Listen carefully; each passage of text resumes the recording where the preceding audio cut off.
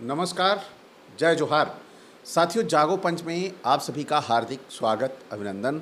साथियों, जागो पंच आपको पौराणिक गाथाओं, समसामयिक विषयों और वर्तमान में जो अंधविश्वास और पाखंड के लिए जाने माने जाते हैं, उन विषय में आपको वीडियो बनाकर प्रस्तुत करता है। तो साथियों, इसी संदर्भ में आज हम आपके सामने शिव पुराण के तीसरे अध्याय से एक बड़ी ही महत्वपूर्ण कथा लेके आया हूँ। अगर ये भाषा, शिव पुराण वाली भाषा, अगर जागो पंच बोल दे, शिव पुराण की बात वो तो पौराणिक कथाओं में है, अगर वो पौराणिक कथाओं से हटकर इस बात को मैं बोल दूं तो शायद है पूरे भारत में एक अजीब सा तहलका मच जाएगा कि एक व्यक्ति ने ऐसा कैसे बोल दिया। यह व्यक्ति धर्म के खिलाफ बोल रहा है, यह एक जाति विशेष के खिलाफ बोल रहा है, इसे तुरंत तत्काल प्रभाव से रोक लगानी चाहिए। लेकिन साथियों, आपके सामने एक बड़ी मज़ेदार बात मैं अब बताने वाला हूं और आप सुन के दंग रह जाएंगे कि ये खुद लिखेंगे, बोले तो जैसे ये खुद जो लिख दे वो चाहे गंदा हो, चाहे निकृष्ट हो, चाहे वह एकदम ही जैसे बोले तो असहनीय हो सुनने में, तो वह ये बर्दाश्त कर लेते हैं, बर्दाश्त के काबिल हैं। आइए चलते हैं देर ना करते हुए पुस्तक की ओर, जहाँ पर ये लिख रहे हैं विदुंग ब्राह्मण की कथा। विदुंग ब्राह्मण कौन था? अब आप कहानी में अंत तक बने रहेंगे तो आपको पता लग जाएगा कि ये विदुंग ब्राह्मण कौन था।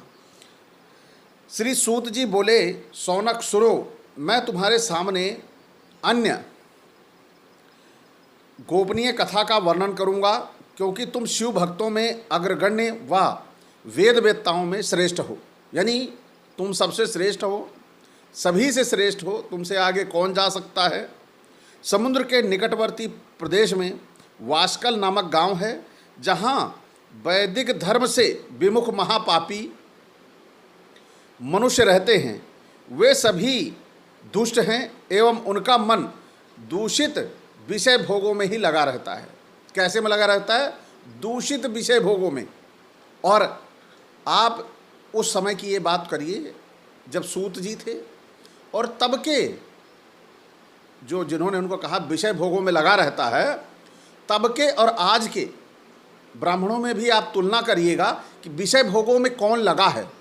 यानी वह महापापी मनुष्य रहते हैं। इससे टैली करिएगा कि महापापी मनुष्य है कौन? वही जो वास्कल गांव में रहते थे, जो हमेशा अधर्म की ओर चलते थे, और वे देवताओं एवं भाग्य पर विश्वास नहीं करते। यानी जो भाग्य पर विश्वास करेगा वही अच्छा होगा, जो देवताओं पर विश्वास करेगा वही अच्छा होगा, लेकिन वे नहीं करते थे। फिर वे सभी कुटिल वृत्ति वाले थे, किसानी करते हैं और विभिन्न प्रकार के अस्त्र शस्त्र रखते हैं। वे व्यभिचारी हैं। वे इस बात से पूर्णतः अनजान हैं कि वैराग्य तथा सधर्म की ही मनुष्य के लिए परम पुरुषार्थ है।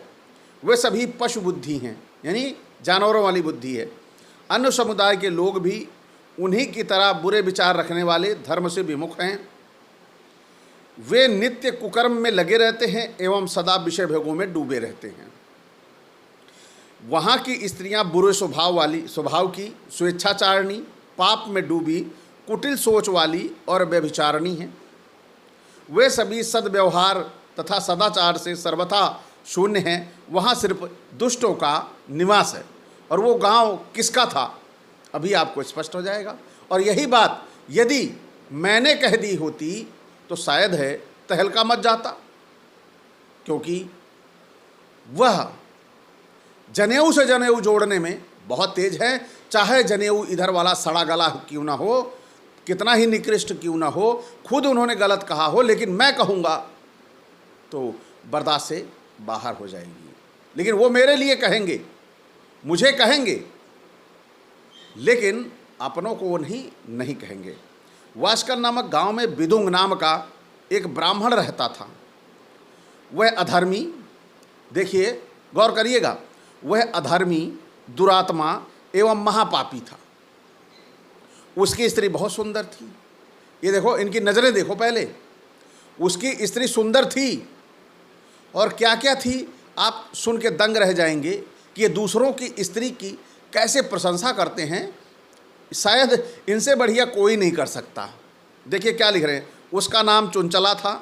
वह सदा उत्तम धर्म का पालन करती थी, परंतु बिदुंग वेश्यागामी था। इस तरह कुकर्म करते हुए बहुत समय व्यतीत हो गया। उसकी स्त्री काम से पीड़ित होने पर भी स्वधर्म नाश के भय से क्लेश सहकर भी काफ़ी समय तक धर्मभ्रष्ट नहीं हुई। फिर परंतु आगे चलकर वह भी अपने दुराचारी पति के आचरण से प्रभावित होकर दुराचारणी और अपने धर्म से विमुख हो गई। अब इस तरह की घटनाएं पूरे देश में लाखों की संख्या में होंगी। उस समय भी जब जनसंख्या करोड़ों करोड़ हुआ करती थी, लोग 10-10 हज़ार साल जिया करते थे, तो उस बेचारे की ही कथा लिखने की क्या ज़रूरत थी? क्या बिदुंग ब्राह्मण का कोई अपना निजी सम्मान नहीं था? उसकी कथा को सार्वजनिक करने की क्या ज़रूरत थी कि आज भी बेचारा सदियों बाद भी वह बदनामी सह रहा है? क्या यह गलत है?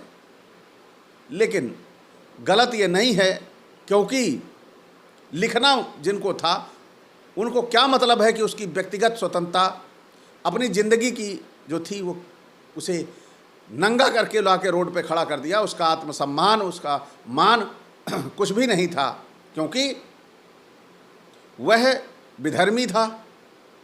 आइए चलते हैं आगे क्या लिखते हैं ये। इस तरह दुराचार में डूबे हुए उन पति पत्नी का बहुत सा समय व्यर्थ बीत गया। वेश्यागामी, दूषित बुद्धि वाला वह दुष्ट ब्राह्मण बिदुंग समयानुसार मृत्यु को प्राप्त हो नरक में चला गया। बहुत दिनों तक नरक के दुखों को भोग कर वह मूढ़ पापी विंध्य पर्वत पर भयंकर पिशाच हुआ। इधर उस दुराचारी बिदुंग के मर जाने पर वह चुंचला नामक स्त्री बहुत समय तक पुरुषों पुत्रों के साथ अपने घर में रही। पति की मृत्यु के बाद वह भी अपने धर्म से गिरकर पर पुरुषों का संग करने लगी। सतियां विपत्ति में भी अपने धर्म का पालन करना नहीं छोड़ती। यही तो तप है। तप कठिन तो होता है, लेकिन इतना इसका फल मीठा होता है। विषयी इस सत्य को नहीं जानता, इसलिए वह विषयों के विष फल का स्वाद लेते हुए भोग करता रहता है। बातें बड़ी अच्छी करते हैं, लेकिन किसी की इज्जत की परवाह नहीं करते। एक दिन दैवयोग से किसी पुण्य पर्व के अवसर पर वह अपने भाई बंधुओं के साथ गोकर्ण क्षेत्र में गई। उसने तीर्थ के जल में स्नान किया एवं बंधुजनों के साथ यत्र तत्र घूमने लगी। घूमते घूमते एक देव मंदिर में गई। वहाँ उसने एक ब्राह्मण के मुख से भगवान शिव की परम पवित्र एवं मंगलकारी कथा सुनी। कथावाचक ब्राह्मण कह रहे थे कि जो स्त्रियाँ व्यभिचार करती हैं वे मरने के बाद जब यमलोक जाती हैं, थोड़ा सा यहाँ पर गौर करिएगा कि वे मरने के बाद जब यमलोक जाती हैं तब यमराज के दूत उन्हें तरह तरह से यंत्रणा देते हैं। उसके कामांगों को तप्त लौह दंडों से दागते हैं। उसके कामांगों को, इन्हें लिखने में भी जरा सा ये सोच समझ नहीं है कि वो लिख क्या रहे हैं। शरीर उसका यहीं रह गया और वह वहाँ पर उसके कामांगों को दाग रहे हैं। जो शरीर हाड़ मांस का था वो यहाँ रह गया, जो दर्द और तकलीफ सह सकता है। वहाँ पर इन्होंने अलौकिक शरीर दिया है ना। अभी अगर बात आएगी तो ये बोलेंगे कि उसे अलौकिक शरीर मिला और अलौकिक शरीर को इन्होंने प्रताड़ित किया। तो क्या यह संभव है? अलौकिक शरीर प्रताड़ित कैसे होगा जब हाड़ मांस यहाँ रह गया? तो लेकिन अब इनकी कथाएं हैं तो भाई सत्य ही होंगी। आइए देखते हैं फिर क्या कह रहे हैं। तप्त लौह के पुरुष से उसका संसर्ग कराते हैं। देखिए, तप्त लौह यानी जलते हुए लोहे के पुरुष से उसका संभोग करवाते हैं। अब आप यहाँ पे गौर करिएगा, वहाँ ऐसे ऐसे पुरुषों को भी बैठा रखा है जो हमेशा जलते रहते हैं लोहे की तरह और उससे संसर्ग करवा देते हैं। यानी हर तरह की वैरायटी का पाप जो करके आ रहा है उसको तरह तरह की वैरायटी का दंड देने के प्राविधान वहाँ पर तैयार किए गए हैं। यानी कि यहाँ से पृथ्वीवासियों के जो दंड के प्राविधान हैं इनसे बड़े खतरनाक खतरनाक। अब सोचो, जब वहाँ पे लोहे का पुरुष बना के रखा हुआ है, उसे लगा के हीटर गर्म करते होंगे, वह जलता तप्त होता होगा और फिर उससे संसर्ग कराते होंगे, कितना जलता होगा। यह डर के मारे बेचारी स्त्री पृथ्वी पर अपने आप ही व्यभिचार नहीं करेगी, इतना भयंकर डरा दिया। लेकिन भाई अब ये विशेष श्रेष्ठ जाति वाले हैं, इनके बारे में ज़्यादा कुछ बोल दो तकलीफ़ होती है, तो इससे अच्छा है आप कहानियाँ सुनिए और आनंद लीजिए कि क्या क्या ये लोग कर सकते हैं। ये सारे दंड इतनी वेदना देने वाले होते हैं, जीव पुकार पुकार कर कहता है कि अब ऐसा नहीं करेगा, लेकिन यमदूत उसे छोड़ते नहीं। कर्मों का फल तो सभी को भोगना पड़ता है। देव ऋषि मनुष्य सभी इससे बंधे हुए हैं। ब्राह्मण के मुख से यह वैराग्य बढ़ाने वाली कथा सुनकर चुंचला भय से व्याकुल हो गई। कथा समाप्त होने पर सभी लोग वहाँ से चले गए। तब कथा बाँचने वाले ब्राह्मण देवता से चुंचला ने कहा, हे ब्राह्मण, धर्म को न जानने के कारण मेरे द्वारा बड़ा दुराचार हुआ है और स्वामी मेरे ऊपर कृपा कर मेरा उद्धार कीजिए। आपके प्रवचन सुनकर मुझे इस संसार से वैराग हो गया। मुझ मूढ़ चित्त वाली पापनी को धिक्कार है। मैं निंदा के योग्य हूँ। मैं बुरे विषयों में फंसकर अपने धर्म से विमुख हो गई। कौन मुझ जैसे कुमार्ग में मन लगाने वाली पापनी का साथ देगा? जब यमदूत मेरे गले में फंदा डालकर मुझे बांध कर ले जाएंगे और नरक में मेरे शरीर के टुकड़े करेंगे, तब मैं कैसे उन महायातनाओं को सहन कर पाऊंगी? मैं सब प्रकार से नष्ट हो गई हूँ, क्योंकि अभी तक मुझे हर तरह से पाप में डूबी रही हूँ। हे ब्राह्मण, आप मेरे गुरु हैं, आप मेरे माता पिता हैं, मैं आपकी शरण में आई हूँ। मुझ अबला का अब आप ही उद्धार कीजिए। सूत जी कहते हैं, शौनक इस प्रकार विलाप करती हुई चुंचला ब्राह्मण देवता के चरणों में गिर पड़ी। तब ब्राह्मण ने उसे कृपा पूर्वक उठाया और उसे अपनी कथा सुनाकर कृतार्थ किया। अब आप यहाँ पर गौर करिएगा, थोड़ी सी बात है जो मैं आपको समझाना चाहता हूँ। समझाना ये चाहता हूँ कि हमारे समाज में बहुत सारे ऐसे लोग हैं जो बड़े भोले भाले और सीधे साधे हैं। वह कैसे सीधे साधे हैं? वो इन कथाओं को सुनते हैं। जैसे सुना, पहले आपने सुना पहले खंड में कि वह भाग्य पर भरोसा नहीं करते, वह विधर्मी हैं, वह व्यभिचारी हैं, वह देवताओं को नहीं मानते। अब अगर ऊपर से जो भगवान है, ईश्वर है, जिसने सारी सृष्टि का निर्माण किया है, तो भला वह अपने खिलाफ काम करने वालों को जन्म क्यों देगा? सबसे बड़ा सवाल तो ये उठता है। और चलो जन्म दे दिया है तो वह उन्हें सद्बुद्धि देने के लायक है, वह उन्हें बुद्धि दे सकता है, उनके खिलाफ वो काम क्यों करेगा?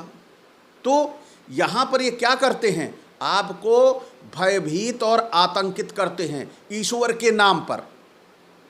अरे जब यहाँ पर देश में कानून बने हुए हैं, आप उन कानूनों के प्रति बताइए कि इस कानून का पालन करेंगे तो हम अपने देश के प्रति अच्छा काम करेंगे।